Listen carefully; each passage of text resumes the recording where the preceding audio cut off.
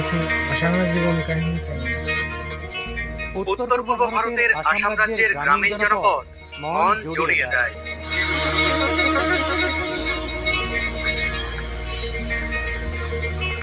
কখনো পাহাড়, আবার কখনো অবারিত সমতল আর সবুজ চোখে শান্তির পরশ বুলিয়ে দেয়।